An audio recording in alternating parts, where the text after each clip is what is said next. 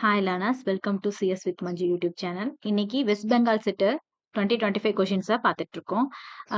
Part 1 already நம்ம பார்த்தாச்சு. அது பார்க்காதவங்க கீழே டிஸ்கிரிப்ஷன்ல நான் லிங்க் கொடுக்குறேன், போய் பாருங்க.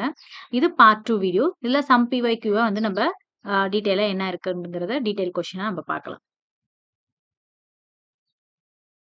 First, an attempt to make a network resource unavailable to intent the user is A option spoofed attack, B denial of service, C read attack, D starvation attack.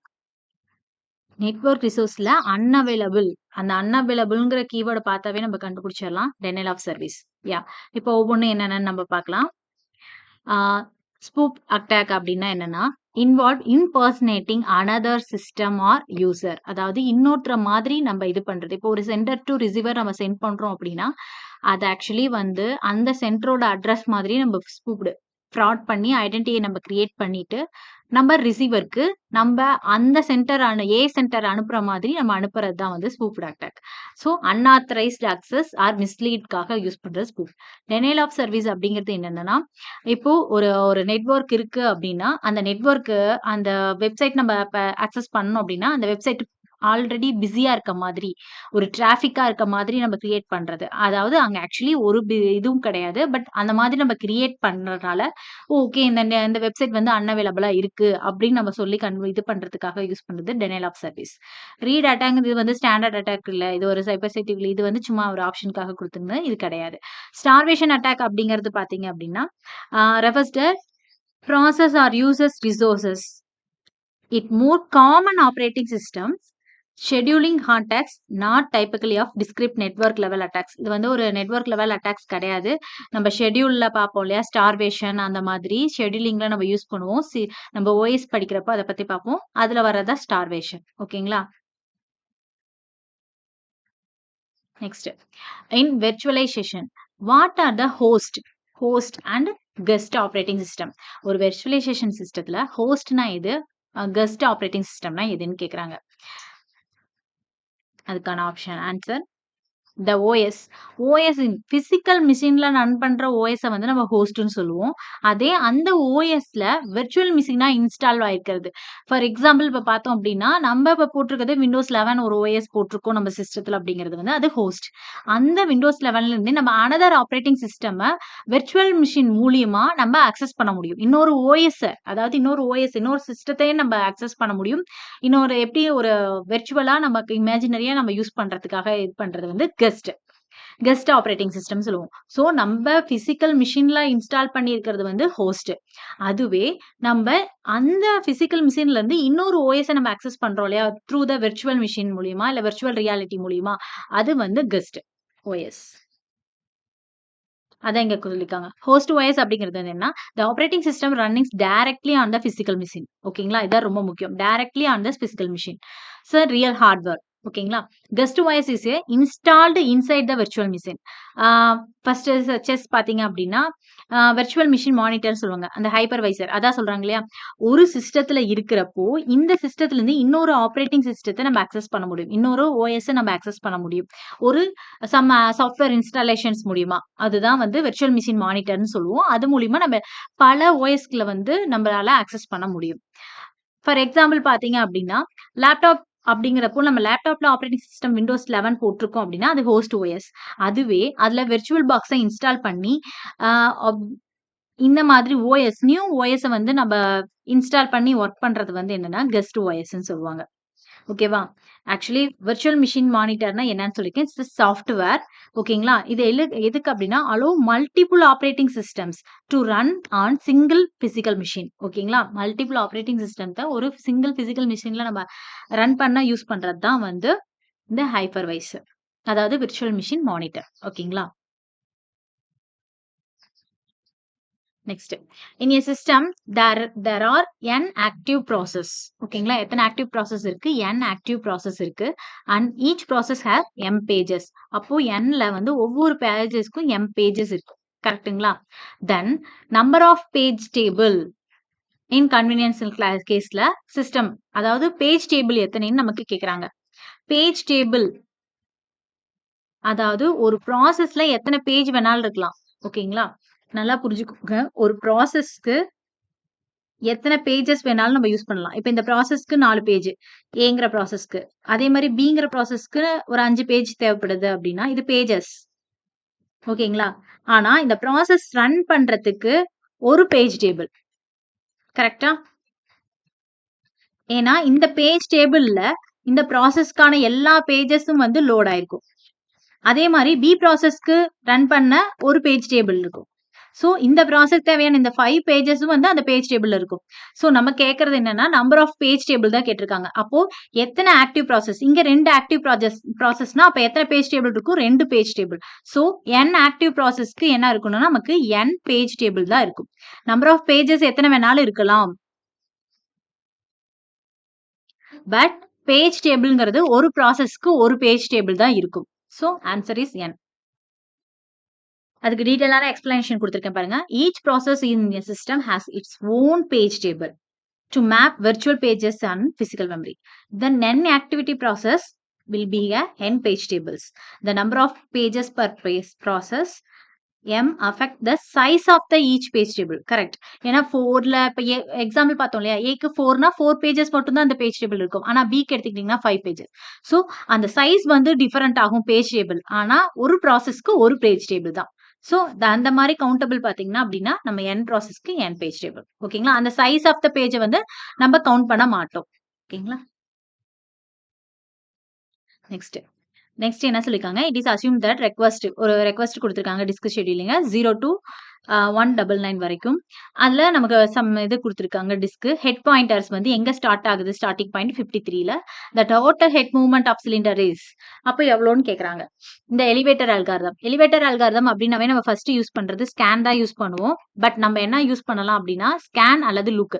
Scan வந்து பாத்தீங்கன்னா ஸ்டார்டிங் எங்க இருக்கணும், எங்க போகணுங்கிற மாதிரி ஸ்பெசிஃபை பண்ணியிருந்தாங்கன்னா நீங்க scan algorithm use பண்ணலாம். அதர்வைஸ் லுக் யூஸ் பண்ணுங்க. ஏன்னா ஸ்கேனோட சிமிலர் தான் லுக். அந்த மாதிரி போடலாங்களா? ஆன்சர் இஸ் இது கொடுத்துருக்கேன். ஃபர்ஸ்ட் ஹெட் பொசிஷன் என்னங்கிறது பாத்துக்கலாம். என்னென்ன இருக்கு நம்ம இதுலயே போட்டுடலாம். ஃபர்ஸ்ட் 0 நம்ம எப்பயுமே அசெண்டிங் ஆர்டர்ல எழுதுவோம் இல்லைங்களா? 0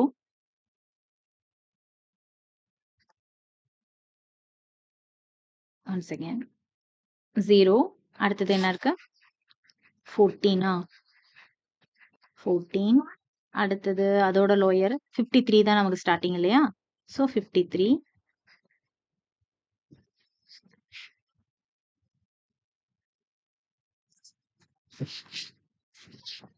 அடுத்தது 65 அடுத்தது 60 அதுக்கு முன்னாடி 37 இருக்குங்களா? ஒரு நிமிஷம்.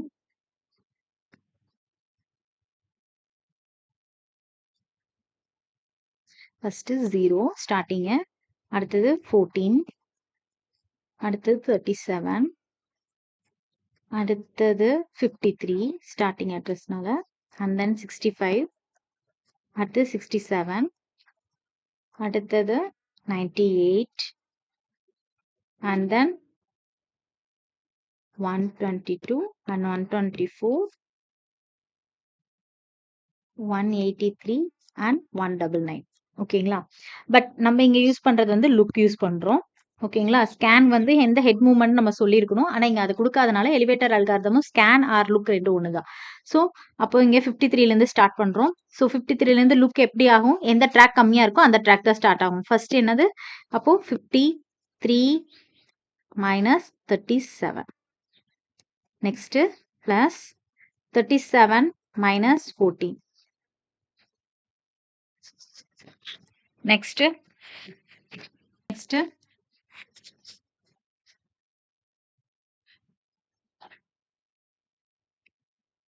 ஓகே. இப்போ நம்ம இதுல இருந்து இது போட்டாச்சா? அடுத்தது 14ல இருந்து 65 அப்போ 14 minus 65 next 65 minus 67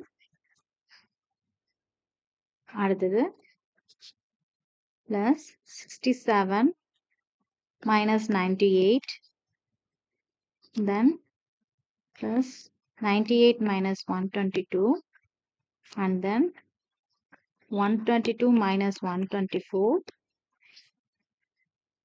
and then 124 minus 183. ஓகேங்களா? இது எல்லாத்தையுமே நீங்க சால்வ் பண்ணீங்க அப்படின்னா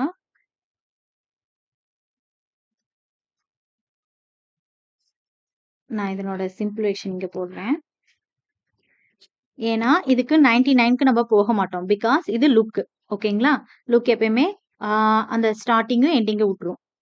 ஸோ ஃபர்ஸ்ட் ஒன் 53 மைனஸ் 37 என்ன வரும்? 16 பிளஸ் அடுத்தது 23 பிளஸ் அடுத்தது 51 பிளஸ் 2 பிளஸ் அடுத்தது 31 பிளஸ் 24 அப்புறம் பிளஸ் 2 பிளஸ் 59. இதனோட எல்லாத்தோட கால்குலேஷன்ஸ் இங்க போட்டிருக்கோம். ஸோ ஃபைனலா இது எல்லாம் ஆட் பண்ணீங்க அப்படின்னா உங்களுக்கு 208 கிடைக்கும்.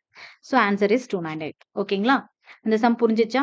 It's a look elevator algorithm அப்படிங்கிறப்போ நம்ம ஸ்கேன் அல்லது லுக் யூஸ் பண்றோம். ஸ்கேனும் லுக்கும் சிமிலர் தான். இங்க வந்து ஹெட்டோட மூவ்மெண்ட் என்னன்னு சொல்லல, ஸ்டார்டிங்ல இருந்தா எண்டிங்ல இருந்தானே. ஸோ அதனால நம்ம லுக் யூஸ் பண்ணி இந்த சம்ஸை நம்ம போட்டுருவோம். Okay, next which is not a system software. System software எது கிடையாதுன்னு நம்ம கேட்டிருக்காங்க. ஓகேங்களா? சிஸ்டம் சாஃப்ட்வேர் அப்படிங்கிறப்போ நமக்கு ஃபர்ஸ்ட் ஓஎஸ்ல 2 டைப் ஆஃப் சாஃப்ட்வேர்ஸ் இருக்கு. என்னென்ன அப்படின்னா ஒன்னு சிஸ்டம் சாஃப்ட்வேர், இன்னொன்னு அப்ளிகேஷன் சாஃப்ட்வேர். கரெக்ட்டுங்களா? சிஸ்டம் சாஃப்ட்வேர்னா நம்ம இன்பில்ட்டா நமக்கு வந்து அந்த ஓஎஸ்லேயே நமக்கு பில்ட் பண்ணி இருக்கிற சில சாஃப்ட்வேர்ஸ் தான் சிஸ்டம் சாஃப்ட்வேர்ஸ்னு சொல்லுவோம். அப்ளிகேஷன்னா நம்மளோட தேவைக்கு அதிகமாக, அதாவது நம்மளோட தேவைக்கு என்ன தேவையோ அந்த சாஃப்ட்வேர்ஸ் எல்லாமே வந்து அப்ளிகேஷன் சாஃப்ட்வேர். எக்ஸாம்பிளுக்கு வந்து நம்ம இப்போ யூஸ் பண்ற வேர்டு அண்ட் வாட்ஸ்அப், அந்த மாதிரி டெலகிராம், இது எல்லாத்தையுமே நம்ம சிஸ்டத்துல யூஸ் பண்ணுவோம் இல்லைங்களா? இந்த மாதிரி நமக்கு தேவையான ஆப்ஸ்லாம் யூஸ் பண்றது அப்ளிகேஷன் சாஃப்ட்வேர். ஸோ இங்க எது நாட் ஈக்குவல் டு சிஸ்டம் சாஃப்ட்வேர்னு கேட்டிருக்காங்க. அப்போ லோடர் அண்ட் லிங்கர் கம்பைலர் இது எல்லாமே வந்து இது இன்பில்ட்டா இருக்கும். ஸோ இது எல்லாமே சிஸ்டம் சாஃப்ட்வேர். அப்போ விஐ எடிட்டருங்கிறது ஒரு application software. Which is odd one? Yes, D is the answer. Correct. அதுக்கான எக்ஸாம் இங்க வந்து உங்களுக்கு எக்ஸ்பிளனேஷன் கொடுத்துருக்கேன். லோடர் வந்து ஒரு சிஸ்டம் சாஃப்ட்வேர். எதுக்கு அப்படின்னா program loads program into main மெமரிக்கு நம்ம யூஸ் பண்றது லோடர். அண்ட் தென் லிங்கர் அப்படிங்கிறது ஆப்ஜெக்ட் ஃபைல்ஸை லிங்க் பண்றது இன்டூ ஏ சிங்கிள் எக்ஸிக்யூட்டிவ் ஃபைலா நம்ம கன்வெர்ட் பண்ணி நமக்கு ஒரு ஆப்ஜெக்ட்ஸை வந்து லிங்க் பண்றதுக்காக லிங்கர் யூஸ் பண்றோம். இந்த டைம்ல தான் அந்த லைப்ரரி லிங்கர்ஸ் எல்லாம் நம்ம யூஸ் பண்ணுவோம். கம்பைலர் அப்படிங்கிறது என்னன்னா டிரான்ஸ்லேட் சோர்ஸ் கோட், அதாவது ஒரு லாங்குவேஜ்ல இருந்து இன்னொரு லாங்குவேஜ், அதாவது சம்திங் நம்மளோட ஹை லெவல் லாங்குவேஜ்ல இருந்து மிஷின் அண்டர்ஸ்டாண்டபிளான மிஷின் கோடுக்கு கன்வெர்ட் பண்ற டிரான்ஸ்லேட் ஒர்க்கை பண்றது கம்பைலர். விஐ எடிட்டர்ங்கிறது வந்து அப்ளிகேஷன் சாஃப்ட்வேர் ஃபார் எடிட்டிங் டெக்ஸ்டுக்காக யூஸ் பண்றது விஐ எடிட்டர். நெக்ஸ்ட் கொஸ்டின் பாத்தீங்கன்னா ஓஎஸ்ல இருந்து இருக்கு.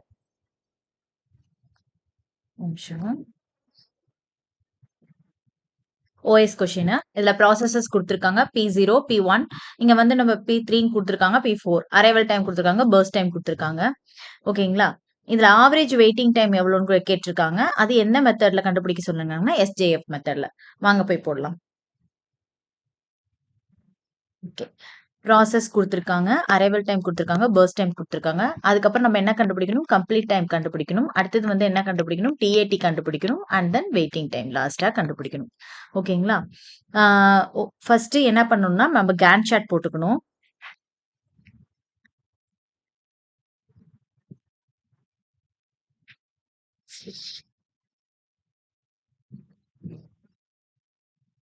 ஓகேங்களா? கேன் சார்ட் இதுல HJF என்ன மெத்தட் சொல்லியிருக்காங்க? ஷார்டஸ்ட் ஜாப் ஃபர்ஸ்ட் மெத்தட் சொல்லியிருக்காங்க. அதை பிரிமிட்டிவ் மெத்தட்ல சொல்லியிருக்காங்க. அதை எப்படி கண்டுபிடிக்கிறதுன்னு பார்ப்போம். அதுக்கு பதிலாக தனியா நம்ம ஒரு சார்ட் நம்ம போட்டுக்கலாம், நமக்கு ஈஸி பர்பஸ்க்காக. ஃபர்ஸ்ட் என்ன சொல்லியிருக்காங்க? இங்க அரைவல் டைம் 0.0, இது கன்ஃபியூஸ் ஆக வேண்டாம். இதை வந்து நம்ம எப்படி எழுதிக்கலாம்? 0, 2, 4, 5 அப்படின்னு எழுதிக்கலாம். பர்ஸ்ட் டைம் நமக்கு கொடுத்துருக்காங்க. ஃபர்ஸ்ட் ஒவ்வொன்றா நம்ம கண்டுபிடிக்கலாம். ஃபர்ஸ்ட் என்ன பண்ணிருக்காங்க? ப்ராசஸ் P0 வருதுங்களா? எப்போ வருது? 0th அரைவல் டைம்ல. 0 தான் ஸ்டார்டிங், 0 அரை டைம்ல P0 வருது. அதை இங்கே எழுதிக்கலாம். 0 டைம்ல P0. அதனோட பர்ஸ்ட் டைம் பாத்தீங்க அப்படின்னா 7. கரெக்ட்டுங்களா? அதுக்கப்புறம் எது வரைக்கும் ஒர்க் ஆகுது? அடுத்த ப்ராசஸ் வந்து P1 எப்போ வருது அப்படின்னா அதாவது 2வது அரைவல் டைம் செகண்ட் டைம்ல வந்து வருது. அப்போ அது வரைக்கும் இந்த P0ங்கிற ப்ராசஸ் வந்து ரன் ஆகும். அப்போ 2வது டைம் பாத்தீங்க அப்படின்னா செகண்ட் டைம்ல என்னென்ன வருது? P0. ஆல்ரெடி நம்ம வந்து 2 மினிட்ஸ் வந்து நம்ம ஒர்க் பண்ணிட்டோம் இல்லைங்களா? அப்போ 2 மினிட்ஸ் ஒர்க் பண்ணா பேலன்ஸ் வந்து 5 இருக்கும் P0ல. இப்போ P1ங்கிறது நியூ அரைவல் ஒன்று வருது, நியூ ப்ராசஸ் ஒன்று வருது. அதனோட ப்ராசஸ் டைம் பாத்தீங்க அப்படின்னா பர்ஸ்ட் டைம் 4. ஓகேங்களா? அப்புறம் இது 2ல பாத்தீங்க அப்ப P0 P1 இது ரெண்டுல பாத்தீங்க அப்படின்னா எது ஷார்டஸ்ட்? P1 தான் பர்ஸ்ட் டைம் வந்து கம்மியா இருக்கு. ஸோ நெக்ஸ்ட் என்ன ரன் ஆகும்? P1 தான் ரன் ஆகும். அடுத்தது எந்த டைம் வரைக்கும்? Arrival time 4. அப்ப எப்ப 4 வரும்? 2 + 2 4. அப்ப 2 மினிட்ஸ் வந்து ஒர்க் பண்ணிருக்கு. அப்போ அந்த 4th டைம்ல என்னென்ன ப்ராசஸ் இருக்கு பேலன்ஸ்? அப்போ Qல என்னென்ன இருக்கு? P0 அதுல 5 அது அப்படியே தான் இருக்கு. P1 என்ன ஆகுது? 2 மினிட்ஸ் வந்து ஒர்க் பண்ணியாச்சு. அப்ப பேலன்ஸ் என்ன இருக்கும்? 2 இருக்கு. நெக்ஸ்ட் இப்ப P4ல 4th செகண்ட்ஸ்ல என்ன வருது? P3 வருது இல்லைங்களா? P3யோட ஃபர்ஸ்ட் டைம் பாத்தீங்கன்னா 1. இப்போ இந்த 3ல P0, P1 அண்ட் P3 இதுல எது ஷார்டஸ்ட் டைம் கம்மியா இருக்கு பர்ஸ்ட் டைம் அப்படின்னு பாத்தீங்கன்னா P3 தான் கம்மியா இருக்கு. ஸோ நெக்ஸ்ட் வந்து நமக்கு என்ன ரன் ஆகும்னா P3 ரன் ஆகும். கரெக்ட்டுங்களா? இப்ப P3 வந்து எத்தனை செகண்ட்ஸ்? ஒரே ஒரு செகண்ட்ஸ் தான். ஸோ 4 + 1 5. அப்போ 5 அந்த 5th டைம்ல நமக்கு இன்னொரு நியூ ப்ராசஸ் உள்ள வருது இல்லைங்களா? அப்போ P0 என்ன இருக்கு? அப்படியே இருக்குது. அதனோட பர்ஸ்ட் டைம் 5 அப்படியே இருக்கு. P1 பாத்தீங்க அப்படின்னா 2 அப்படியே இருக்கு. P3 கம்ப்ளீட் ஆயிருச்சு. ஸோ அதனால நம்ம இது இனிமேல் எடுத்துக்க தேவையில்லை. நெக்ஸ்ட் இப்போ வந்து என்ன வருது நமக்கு? 5th டைம்ல P4ங்கிற ப்ராசஸ் வருது. அதனோட ப்ராசஸ் பாத்தீங்க அப்படின்னா 4. இப்போ எது கம்மியா இருக்கு? இதனோட P0, P1, P4 இதுல எது பர்ஸ்ட் டைம் கம்மியா இருக்குன்னா P1 தான் கம்மியா இருக்கு. இனிமேல் எந்த ப்ராசஸும் வராதனால இது கம்ப்ளீட் ஆகிற வரைக்குமே இந்த ப்ராசஸ் வந்து உள்ள ரன் ஆகும். ஸோ அப்போ P3 கம்ப்ளீட் ஆயிடுச்சு. அதனால நம்ம டிக் பண்ணிட்டோம். இப்ப P1 வருது. P1ல வந்து என்ன இருக்கு? பர்ஸ்ட் டைம் என்ன? 2. அப்போ 5 + 2 7. அடுத்தது P1 கம்ப்ளீட் ஆயிடுச்சு. இப்ப P0லயும் P4லயும் எது ஷார்டஸ்ட் ஜாப்? P4 தான் ஷார்டஸ்ட் ஜாப். ஸோ அப்ப P4 என்ன? எவ்வளோ பர்ஸ்ட் டைம் இருக்கு? பேலன்ஸ் 4 இருக்கு. ஸோ 4னா 7 + 4 11. அப்ப P4 கம்ப்ளீட் ஆயிடுச்சு. பேலன்ஸ் இருக்குது P0. அப்ப P0 எவ்வளோ பேலன்ஸ் இருக்கு? P0 5 பர்ஸ்ட் டைம் இருக்கு இல்லைங்களா? 5 பர்ஸ்ட் டைம் இருக்கு. அந்த 11 + 5 என்ன? 16. ஸோ P0வும் கம்ப்ளீட் ஆயிடுச்சு.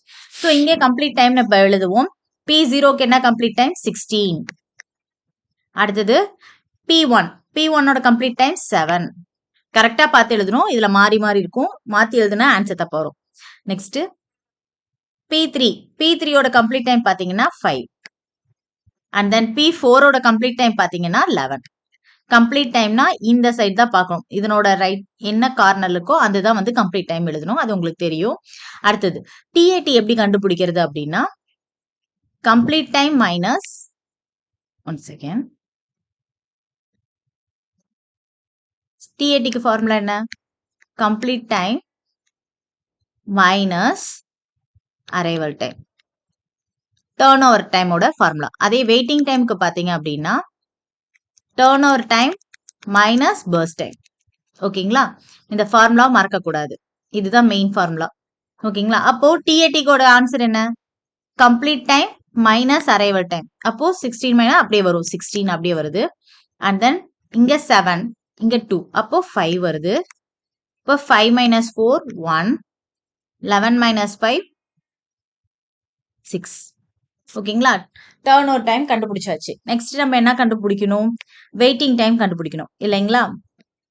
வெயிட்டிங் டைம் என்ன? TAT minus burst time. அப்போ 16 minus 7 அப்ப என்ன வரும் உங்களுக்கு? 1 second. 16 minus 7 என்ன வரும்? 9 வரும். And then 5 minus burst time என்ன? 4. அப்ப 5 minus 4 1. இங்க 1 minus 1 0. and 6 minus 4 2. 1 second.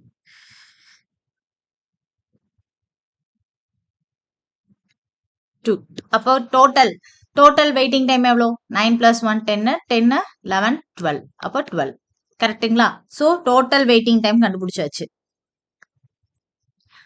Total waiting time கண்டுபிடிச்சாச்சு. ஸோ இதுல இருந்து ஆவரேஜ் கண்டுபிடிக்கணும்னா ப்ராசஸர் எத்தனை இருக்கு? 1 2 3 4 ப்ராசஸர் இருக்கு. So 12/4 is equal to 3. So இதனோட ஆவரேஜ் வெயிட்டிங் டைம் எவ்வளோ கண்டுபிடிச்சோம் நம்ம? 3. இந்த ப்ராசஸோட ஆவரேஜ் வெயிட்டிங் டைம் 3. ஓகேங்களா? புரிஞ்சிருக்கும்னு நினைக்கிறேன். நெக்ஸ்ட் கொஸ்டின் பாத்தீங்கன்னா இன் 4 state Messi protocol MESI protocol வந்து என்னென்ன ஸ்டேட்ஸ் இருக்குன்னு சொல்லிருக்காங்க. அதுல if the state data item B in the cache எக்ஸ்க்ளூசிவா இருக்கப்போ ஆஃப்டர் எ ப்ராசஸ் PI உள்ள வர்றப்போ ரீட் ஹிட் பிங்கிறது வந்து ரீட் ஆகுது. Then what will be the state b after BI has write hit b. அப்ப என்ன நடக்கும் அப்படின்னு கேட்டிருக்காங்க. இதுக்கு நான் ஷார்ட் நோட்ஸ் மாதிரி ரெடி பண்ணியிருக்கேன். அதாவது இதுல 4 ஸ்டேட் சொல்லியிருக்காங்களா, எக்ஸ்க்ளூசிவ், ஷேர்டு, மாடிஃபைடு, இன்வாலிடுங்கிற மாதிரி. எக்ஸ்க்ளூசிவ் எப்ப நடக்கும் அப்படின்னா modified and the write hit. எப்பயாவது ரைட் ஹிட் நம்ம வந்து மாடிஃபை பண்றப்போ அது எக்ஸ்க்ளூசிவ் சொல்லுவோம். Modified require invalidating others cache and then அதை வந்து ஷேர்டுன்னு சொல்லுவோம். ஷேர்டு எப்ப நடக்கு அப்படின்னா another process read the line, அப்போ வந்து மாடிஃபை. ஓகேங்களா, இந்த மாதிரி ஒவ்வொன்றுக்கும் ஒரு லிங்க் இருக்கு. இந்த இது வந்து ஷார்ட் நோட்ஸா வச்சுக்கோங்க. இந்த மாதிரி ஹிண்ட் வச்சு நீங்க அந்த கொஸ்டினுக்கு ஆன்சர் பண்ணலாம். ஸோ இந்த இடத்துல வந்து நமக்கு என்னன்னா மாடிஃபைட் தான் answer. Next, consider the execution of the program sequence in Unix environment. இதுல என்ன கொடுத்துருக்காங்க அப்படின்னா ஃபோர்க்குங்கிறது கொடுத்துருக்காங்க, 4 டைம்ஸ் கொடுத்துருக்காங்க. அந்த நம்பர் ஆஃப் சைல்ட் ப்ராசஸ் எத்தனை அப்படின்னு கேட்டிருக்காங்க. நமக்கு ஃபோர்க்னா நமக்கு ஆல்ரெடி தெரியும், நம்பர் ஆஃப் சைல்ட் ப்ராசஸ்க்கு இதான் ஃபார்முலா 2n-1. ஸோ அதான் அதை வச்சு நம்ம சப்ஸ்டியூட் பண்ணோம்னா இதுல எத்தனை சைல்ட் ப்ராசஸ் இருக்குன்னு தெரிஞ்சிடும். ஓகேங்களா, அப்ப 2n-னா nங்கிறது எத்தனை நம்பர் ஆஃப் ப்ராசஸ், எத்தனை இருக்கு, 4 இருக்கு. அப்ப 2^4-1 equal to 16 - 1 equal to 15. This is the answer. ஓகேங்களா, 50 number of process child process இருக்கு.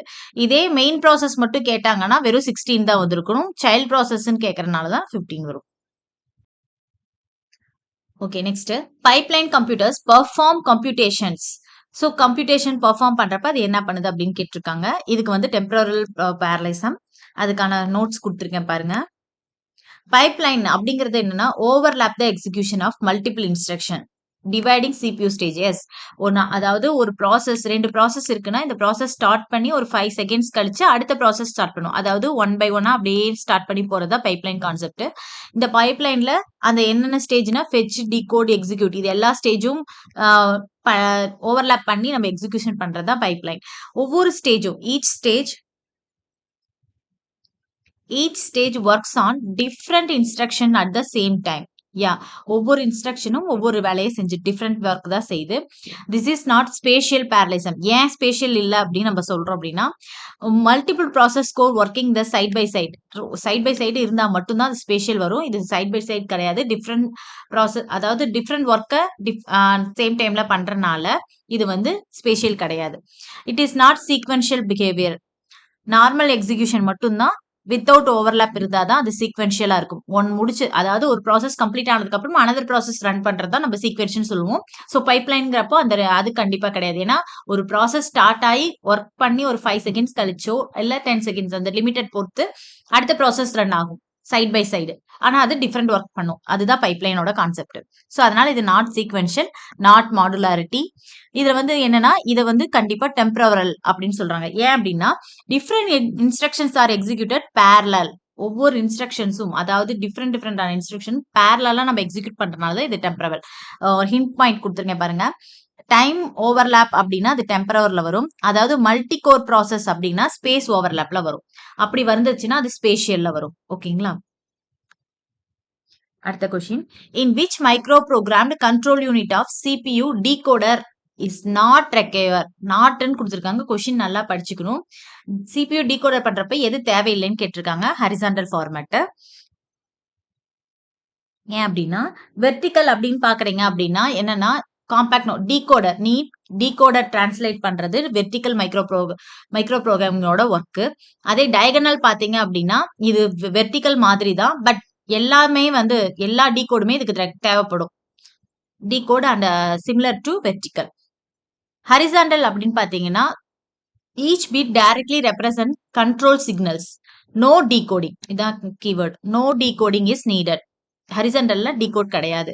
The format where decoder is not required in horizontal format. So verticalனா needs decoder, horizontalனா no decoder. இது வந்து short notes மாதிரி பாத்துக்கோங்க. Next, a program in execution having 200 blocks. It needs all the blocks during execution. The catch follows two-way associate mapping. The catch size is 8 blocks. The execution of program encounters அப்படின்னு கேட்டிருக்காங்க. அதாவது இது 2-way. நமக்கு catch மேப்பிங்ல தெரியும். நமக்கு associative mapping இருக்கு, direct mapping இருக்கு. இந்த மாதிரி அப்புறம் இன்னொன்னு வந்து செட் மேப்பிங் இருக்கு. கேவே செட்டுன்னு சொல்லுவோம் இல்லையா? அந்த மாதிரி இருக்கு. 3 இருக்கு. ஸோ அதுல பாத்தீங்க அப்படின்னா, இதுல வந்து 2 வே அசோசியேட் மேப்பிங் சொல்லிட்டாங்க. அதனோட கேட்ச் சைஸ் வந்து 8 பிளாக்ஸ் குடுத்துட்டாங்க. அப்ப என்ன வந்து இதனோட மிஸ்ஸஸ் எத்தனை இருக்கும் அப்படின்னு கேட்டா 200 தான். பிகாஸ் அதுக்கான கால்குலேஷன்ஸ் குடுத்துருக்கேன். Program has 200 blocks. Cache size வந்து 8 பிளாக்ஸ். இது நம்ம குடுத்துருக்காங்க. இதுல 2 வே அசோசியேஷன் அவங்க வந்து மென்ஷன் பண்ணிட்டாங்க. ஸோ இந்த கம்பல்சரி மிஸ் அப்படின்னா என்ன அப்படின்னா, நம்ம கேட்டிருக்கிறது கம்பல்சரி மிஸ் தான். கம்பல்சரி மிஸ் அப்படின்னா என்னன்னா, ஃபர்ஸ்ட் டைம் அதாவது ஒரு பிளாக்ல ஃபர்ஸ்ட் அதாவது எம்ப்டியா இருக்குன்னு வச்சுக்கோங்களேன். இதுல எந்த இதுவுமே ஸ்டோர் பண்ணியிருக்க மாட்டோம். அப்படி இருக்கிறப்போ ஃபர்ஸ்ட்டா போய் ஸ்டோர் ஆகுது இல்லைங்களா? அது எல்லாமே கம்பல்சரி மிஸ் தானே. அதுல இல்ல தானே. அந்த ப்ராசஸே கிடையாது தானே. அது எம்ப்டியா இருக்கிறது தானே. ஸோ அதுதான் கம்பல்சரி மிஸ்ன்னு சொல்றாங்க. The cache size mapping, every unique block must be brought into the cache at least once. ஓகேங்களா? the compulsory miss அப்படின்னா என்னன்னா number of unique block accesses. அதான் நான் சொன்னேன் இல்லைங்களா? இங்க எதுவுமே இருக்காது. ஸோ அப்படி இருக்கப்போ நீங்க எத்தனை பிளாக் கொண்டாந்தாலும் அது அத்தனை பிளாக்குமே அது வந்து புதுசா தான் இன்செர்ட் பண்ணும். அப்போ புதுசா தான். அப்போ அந்த இடத்துல வந்து ஃபுல்லுமே மிஸ்ல தான் காமிக்கும். அதனாலதான் இங்க 200 பிளாக்ஸ் சொல்லியிருக்காங்க. அந்த 200 பிளாக்ஸுமே நமக்கு மிஸ்டு தான். அதனாலதான் 200 கம்பல்சரி மிஸ்ன்னு சொல்லியிருக்காங்க. அடுத்து ஷார்ட் ஒரு கீவேர்ட் மாதிரி கொடுத்துருக்கேன். கம்பல்சரி மிஸ் அப்படின்னா number of different block accesses. ஆமா, உங்களுக்கு வந்து எத்தனை பிளாக் இருக்கும். ஏன்னா அந்த எல்லா பிளாக்குமே அங்க இருக்காது. அதுதான் மெயின் கான்செப்ட் கம்பல்சரி மிஸ்ங்கிறது. Cache size, associative or replacement policy இது எதுவுமே வந்து கம்பல்சரி மிஸ்ல அஃபெக்ட் ஆகாது. ஓகேங்களா? Only affect the capacity and conflict misses இது மட்டும் தான் அஃபெக்ட் ஆகும். ஸோ அந்த இடத்துல கேட்ச் சைஸ் நம்ம கன்சிடர் பண்ணுங்கிற அவசியம் இல்லை. Next question, choose most appropriate one. அதாவது என்ன சூஸ் பண்ண சொல்லுங்க. a single disk failure in RAID 0 implies total failure of the disk array. B option என்ன? total failure of the disk array can never happen until 2 disk failed. 2 disk fail ஆனாதான் அது வந்து 0-1 சொல்றாங்க. இது வந்து ஃபர்ஸ்ட் ஒன் என்ன சொல்றாங்க, RAID 0வா இருக்கப்போ அது வந்து சிங்கிள் டிஸ்க் ஃபெயில்னாலும் டோட்டல் ஃபெயிலியர். தேர்ட் ஒன் என்ன, a single disk failure RAID 0 can be recover பண்ணிக்க முடியும்னு சொல்றாங்க. மல்டி டிஸ்க் ஃபெயிலியர் RAID 0னா ரெக்கவரபிள். அதாவது சிங்கிள் டிஸ்க் தான் ரெக்கவர் பண்ணலாம், இல்ல மல்டி டிஸ்க். இது ஆப்ஷன் வந்து ஏதான் கரெக்ட். ஏன்னா RAID 0ங்கிறப்போ ஒரு டிஸ்க் ஃபெயிலியர் ஆனாலும் அது டோட்டல் ஃபெயிலியர் தான் அந்த டிஸ்க் அரேயோடது. பிகாஸ் அது வந்து ரிடண்டன்சி இருக்காது அதுல. ஸோ அதான் சொல்றாங்க, RAID 0 வந்து ஸ்ட்ரிப்பிங் சொல்லுவாங்க. Spreads data across multiple disk with no redundancy. This improve the performance but offer 0 fault tolerance. If any single disk fails part of the strip data lost. ஓகேங்களா? Single disk fail ஆனாலும் நமக்கு அந்த part of the data ஃபுல்லாவே loss ஆகும். So entire array அன்யூசபிளா போயிடும் நமக்கு. அதனாலதான் RAID 0 சொல்றாங்க. Recovery is not possible. RAID 0ல recovery not possible. Because no parity or mirroring இங்கே இருக்காது. அதனாலதான் RAID 0 வந்து பெர்ஃபார்மன்ஸ் ஒன்லி தான், ரிடண்டன்சி இருக்காது. ஸோ ஒரு டிஸ்க் ஃபெயிலியர்னாலும் டோட்டலும் ஃபெயிலியர். RAID 1 பாத்தீங்கன்னா மிரரிங். இது வந்து நமக்கு ஒரு டிஸ்க் ஃபெயிலியர்னாலும் நம்மளால ரெக்கவர் பண்ண முடியும். It's recoverable.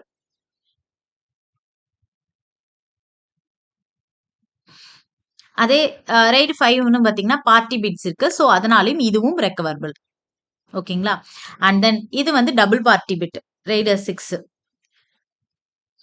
6 double party bit. So அதுவும் நமக்கு வந்து 2 டிஸ்க் ஃபெயிலியர் ஆனா, இது ஸ்பெஷல் வந்து 2 டிஸ்க் ஃபெயிலியர் ஆனாலும் நம்மளால ரெக்கவர் பண்ண முடியும். ஓகேங்களா? ஸோ RAID 0 வந்து நம்மளால ரெக்கவர் பண்ண முடியாது. பிகாஸ் இது நோ ரிடண்டன்சி. இதுல பேரிட்டி பிட் உள்ள மிரரிங் அந்த மாதிரி எந்த கான்செப்டும் இது இல்லாதனால நம்ம RAID 0வை நம்ம ஒரு டிஸ்க் ஃபெயிலியர் ஆனாலும் டோட்டல் டிஸ்க் அரேவும் அன்யூசபிள் தான். Next, the method for updating the main memory. Updating the main memory as soon as a word is removed from the cache is called. என்னன்னு கேட்டிருக்காங்க. ரைட் த்ரூவா, write பேக்கா, write அப்டேட்டா, write இன்வாலிடா? Write back. Yes, update main மெமரியில update பண்ணியாச்சு. எங்க ரிமூவ்ல கேட்ச்ல ரிமூவ் பண்ணதை மெயின் மெமரியில அப்டேட் பண்ணிக்கிறது வந்து ரைட் பேக். ஓகேங்களா? ரைட் த்ரூ அப்படின்னா என்னன்னா, update main memory immediately whenever cache is update. Cache எப்பலாம் அப்டேட் ஆகுதோ, அப்பயே உடனுக்குடனே நம்ம வந்து மெயின் மெமரியும் அப்டேட் பண்றது வந்து ரைட் த்ரூ. அதே updates main memory only, main memory மட்டும் அப்டேட் பண்ணிட்டு, அந்த பிளாக்க ரிமூவ் பண்ணிருது அல்லது எவிக்ட் பண்றது. கேட்ச்ல இருந்து நமக்கு ரிமூவ் பண்ணிட்டு ஒன்லி மெயின் மெமரில மட்டும் அதனோட அப்டேஷன் தெரிஞ்சுச்சு அப்படின்னா அது ரைட் பேக். ரைட் அப்டேட் அப்படிங்கிறது வந்து இது கிடையாது. சும்மா நமக்கு ஒரு ஆப்ஷன் குடுத்துருக்காங்க. இது வந்து இன்வாலிட் அப்படிங்கிறது என்னன்னா, coherence protocol were not for memory update. இது மெமரி அப்டேட்காக இல்ல. ஓகேங்களா? ரைட் த்ரூ அப்படின்னா always write to memory immediately. இது ரொம்ப முக்கியமான ஒண்ணு. ரைட் பேக் அப்படிங்கிறது என்னன்னா, ரைட் டு மெமரி ஒன்லி. ஓகேங்களா? Not cache. ஒன்லி மெமரி தான். கேட்ச்ல நம்ம பண்ண மாட்டோம். அது write back. Next magnetic tape. Magnet tape அப்படிங்கிறது என்னன்னா ஒன்லி இன்புட் மீடியாவா அவுட்புட் மீடியாவா செகண்டரி ஸ்டோரேஜா input output media and secondary ஸ்டோரேஜா கரெக்ட். ஏன்னா இது இன்புட்டாகவும் இருக்கும் அவுட்புட்டாகவும் யூஸ் பண்ணிக்கலாம் அண்ட் செகண்டரி ஸ்டோரேஜாவும் யூஸ் பண்ணிக்கலாம். இது வந்து ஒரு மேக்னெட் டேப் பாத்தீங்க அப்படின்னா சீக்வென்ஷியல் அக்சஸ்க்காக ஒரு ஸ்டோரேஜ் மீடியமா நம்ம யூஸ் பண்றோம். இது வந்து யூஸ்டு டு ஸ்டோர்டு டேட்டா, அதாவது செகண்டரி ஸ்டோரேஜுக்காக நம்ம யூஸ் பண்றது மேக்னெட்டிக் டேப். இது வந்து இன்புட் மெத்தடுக்கு அண்ட் அவுட்புட் மெத்தடுக்கு. இன்புட்னா ரீடிங் த டேட்டா அண்ட் அவுட்புட்ங்கிறப்போ நம்ம ரைட் பேக்கப் எடுத்து வைக்கிறோம் இல்லைங்களா, அந்த மேக்னெட் டேப்ல நம்ம பேக்கப் எடுத்து வைக்கிறோம் இல்லையா, அது அவுட்புட் மீடியாவா நம்ம சொல்லலாம். ஓகேங்களா? இதுக்கு லிமிடெட் கிடையாது. ஸோ அதனால magnet tape like a old cassette அப்படின்னு சொல்றாங்க. ஸோ ரெக்கார்ட் பண்ண முடியும், பிளேபேக் பண்ண முடியும் அண்ட் தென் ஸ்டோர் பண்ண முடியும். So input and output and also storage, இது எல்லாத்துக்குமே நம்ம மேக்னெட் டேப் யூஸ் பண்றோம்.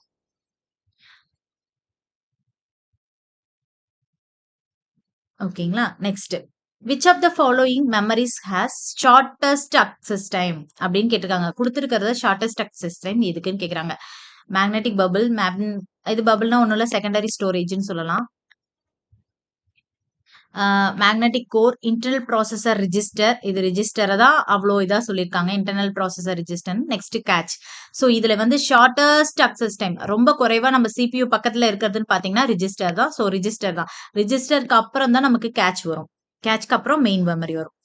ஸோ அதனால ரொம்ப பக்கத்தில் இருக்கிறதுன்னு பார்த்தோம் அப்படின்னா ரிஜிஸ்டர் தான்.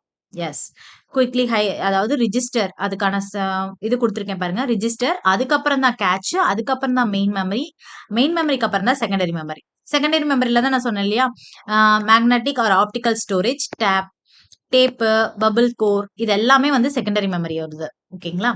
அதுக்கு அடுத்தது தான் வரும். ஃபர்ஸ்ட் எப்பயுமே ரிஜிஸ்டர் இருந்தா ரிஜிஸ்டர் சூஸ் பண்ணுங்க. ரிஜிஸ்டர் இல்லைன்னா மட்டும்தான் கேட்ச் சூஸ் பண்ணணும். ஓகேங்களா? கேட்ச் இருக்குன்னு சொன்னோடனே கேட்ச் ஃபாஸ்ட் அக்சஸ்ன்னு சொல்லிட்டு சூஸ் பண்ணக்கூடாது. Okay, thank you. இது வரைக்கும் இந்த கொஷின்ஸ் எல்லாமே உங்களுக்கு அனலைஸ் புரிஞ்சிருக்கும்னு நினைக்கிறேன். உங்களுக்கு ஏதாவது டவுட் இருந்ததுன்னா கமெண்ட் செக்ஷன்ல சொல்லுங்க. Share your friends and subscribe my channel. Thank you.